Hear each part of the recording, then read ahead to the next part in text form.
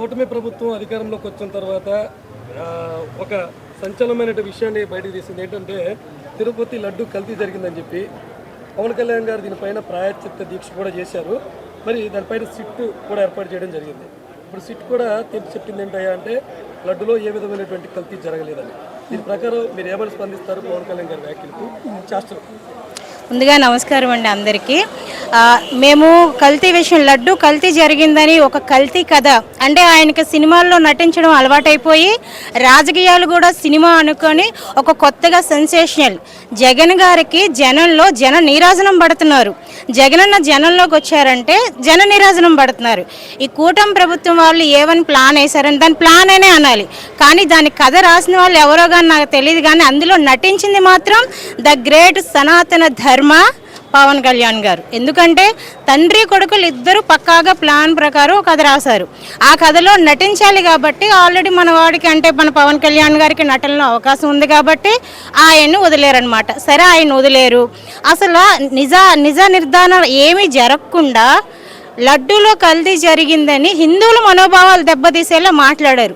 సరే ఆయన ఒక సనాతన ధర్మ కాబట్టి మరి ఆయన ఎన్నిసార్లు మీటింగ్లకు వెళ్ళినప్పుడు నేను చర్చిలోకి బైబిల్ చదువుకుంటాను, నైట్ అయితే నేను బైబిల్ చదవకపోతే నాకు నిద్ర పట్టదు, నేను మసీదులోకి వెళ్తాను, వాళ్ళ పాదాల దగ్గర కూర్చొని బీఫ్ తింటానని మాట్లాడిన ఆయన ఎలా హిందూ సనాతన ధర్మం గురించి అంత చర్చ చేశారు ఆ రోజు అతను చేసిన వ్యాఖ్యలు ఎలా ఉన్నాయంటే కనుక ప్రతి ఒక్క హిందువుని రెచ్చగొట్టారు. అంటే ప్రశాంతంగా ఉన్న ఆంధ్రప్రదేశ్ని రక్తాంధ్రప్రదేశ్ చేయాలనే ఒక ఉద్దేశంతో దీని ద్వారా జనాల్లో జగన్ గారిపై ఉన్న అభిమానాన్ని ఎలాగైనా తీసేయాలి. అలా తీయాలంటే పాలన చేయాలి. అబ్బే మనకు పాలన చేత కాదు కదా, ఎలాగైనా ఒక కథ రాయాలి. అందుకని సాక్షాత్తు ఆ వెంకన్న స్వామికి దేశాల నుంచి కూడా వచ్చి ఆయన్ని దర్శించుకుంటారు.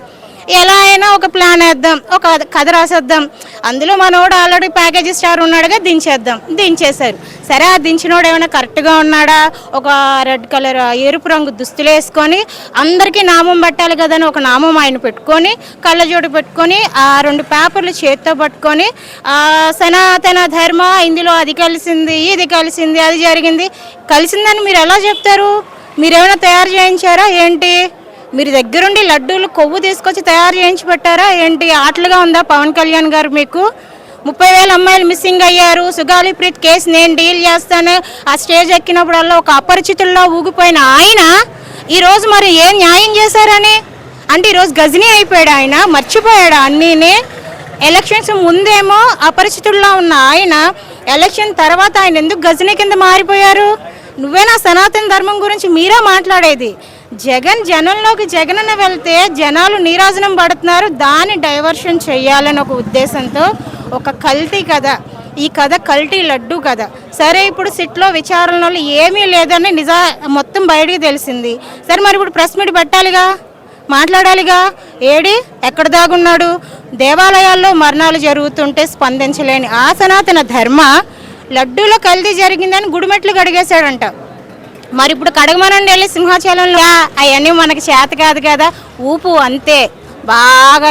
దాని ఏమంటారు, పూనకాలు లోడింగ్ అంటారుగా, పూనకాల పవన్ కళ్యాణ్ గారు. ఇంకా చెప్పాలంటే పూనకాల పవన్ కళ్యాణ్ గారు. పైకి మాటలు తప్ప చేతలు లేని ఒక సనాతన ధర్మ సన్నాసి పవన్ కళ్యాణ్ గారు, అంతే.